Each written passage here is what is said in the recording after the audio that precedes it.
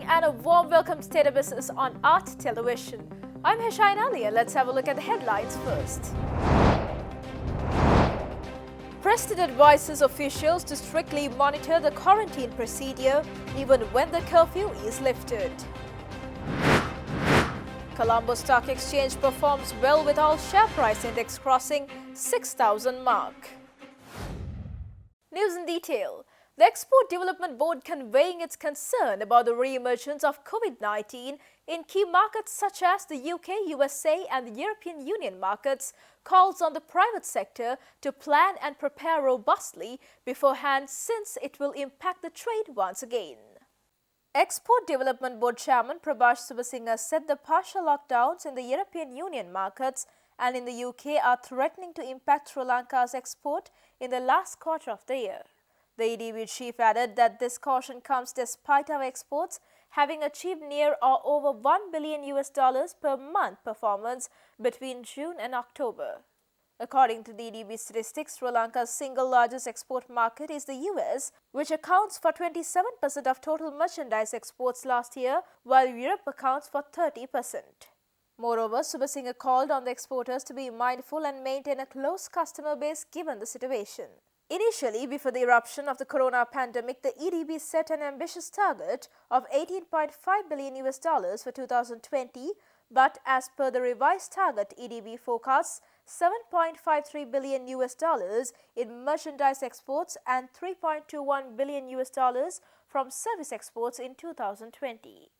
As a key point of consideration, Subasinghe stressed that the social stigma on the resurgence of COVID-19 attached with the export community should be managed better, highlighting that the entire export community was contributing relentlessly to keep the economy up by attracting the needed foreign exchange. The European Union First Councillor who heads political trade and communication sector, Thorsten Fried stresses that Sri Lanka's move to restrict imports is not the ideal decision, especially on the country's aspiration to become a regional trading hub. Explaining the issue in detail, the European Union First Councillor, who is also the head of political, trade and communication section, Thorsten Fried stressed that the imposing tariffs on key industries to defend domestic industries is not assisting the long-term competitiveness, as without feeling market pressure, the productivity tends to contract. Highlighting that a regional trading hub is one that allows the easy flow of goods both in and out, Fried said the EU believes that the current import restriction might work well for Sri Lanka in the short term as there is a need to protect the currency. Nevertheless, he said in the long term the decision would lead to negative effects since over time it can reduce the attractiveness to European investors and lead to uncertainty. The head of European Union Trade also noted that Sri Lanka's ability to pay for its imports from the Asian region from the foreign exchange earned by exporting 2/3 of its total export basket to the EU, US and UK is something to think about. Moreover, he also noted that even though it is unfortunate that Sri Lanka has been reclassified as a lower middle income country, the positive news is that the GSP Plus scheme would be available to Sri Lanka until there is a reclassification to a higher income status. After taking into consideration the difficulties emerged from the new wave of COVID-19 pandemic, the Inland Revenue Department has extended the last date to furnish the return of income for the year of assessment of 2019 to 2020 till 28th of February next year. Accordingly, as per the provisions of the Inland Revenue Act No. 24 of 2017, every person who is liable for income tax shall file a return of income not later than 8 months after the end of each year of assessment. Therefore, last date to furnish the return of income for the year of assessment 2019-2020 is the end of this month. But it has been noted that the prevailing COVID-19 pandemic situation of the country may cause difficulties to taxpayers and to the approved accountants for furnishing returns of income as per the aforesaid statutory requirement. Taking into consideration such realistic difficulties, the Inland Revenue Department announces the taxpayers and the approved accountants that the penalties for failure to file a return on time as provided in IRA will not be imposed if the return of income for the year of assessment 2019-2020 is furnished on or before the February 28 in 2021. Stay tuned for more news right after this commercial break.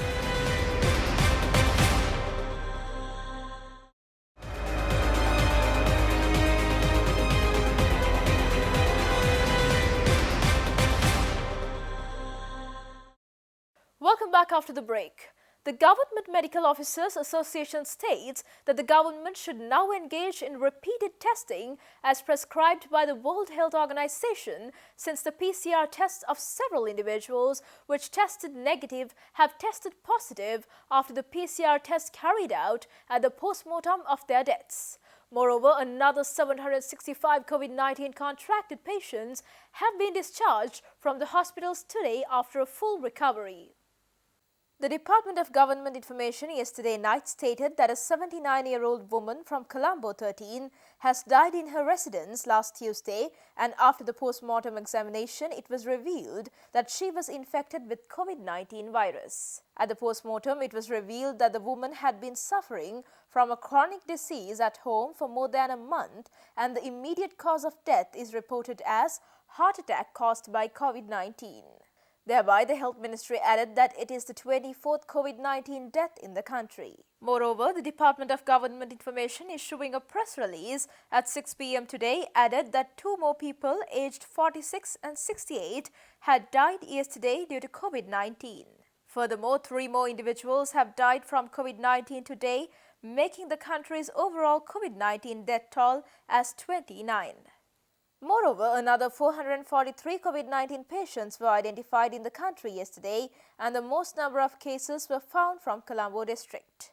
Furthermore, 7 COVID-19 infections have been detected within the Valikada prison premises today morning.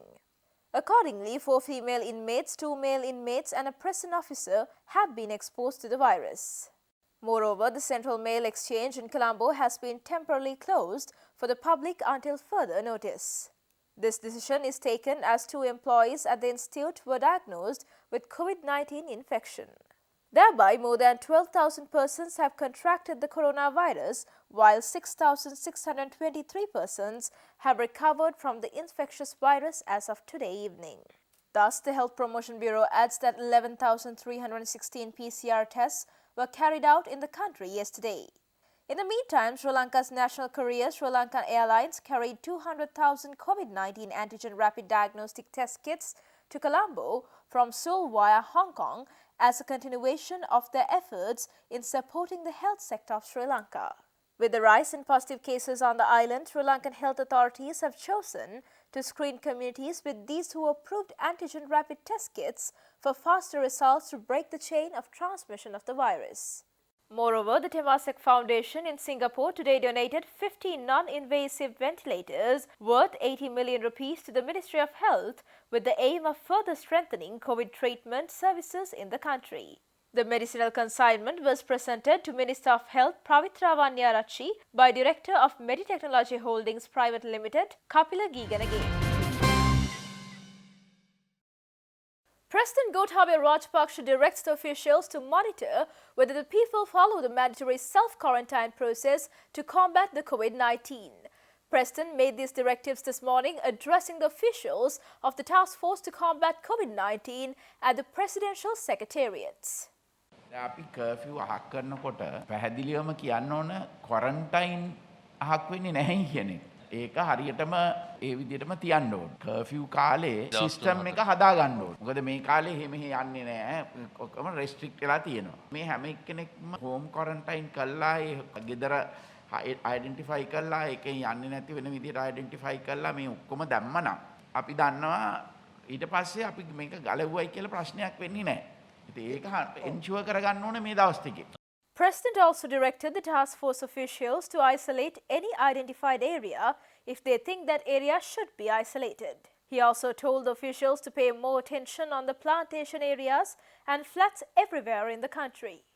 President also directed to operate the economic centers, especially for the wholesale trades. Meanwhile, arrangements were made to continue the operations at the Katunayaka Free Trade Zone.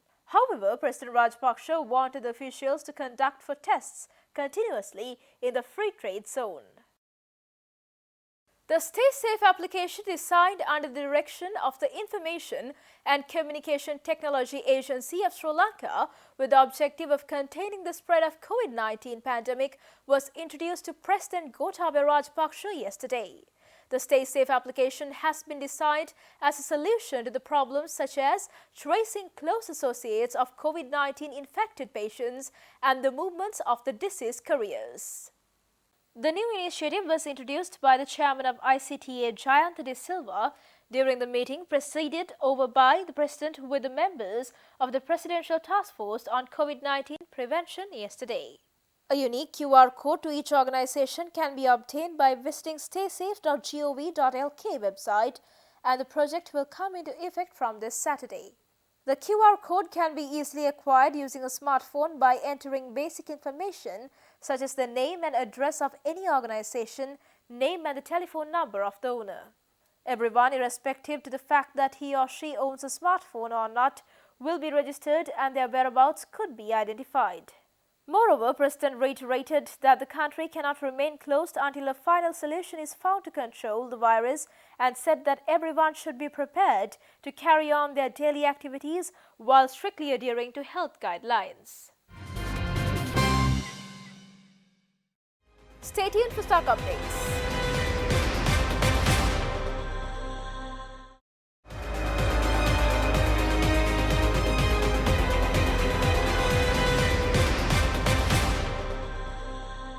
Welcome back after the break. The trading at Colombo Stock Exchange ended on a positive note today, and the main index of the Colombo Stock Exchange, which is the All-Share Price Index, crossed the 6,000 mark today. The All-Share Price Index gained 98.2 points to close at 6,004.11, and the S&P SL20 gained 29.57 points to close at 2,347.4. The turnover was 4.2 billion rupees and over 217 million shares were traded. Up next are Forex rates.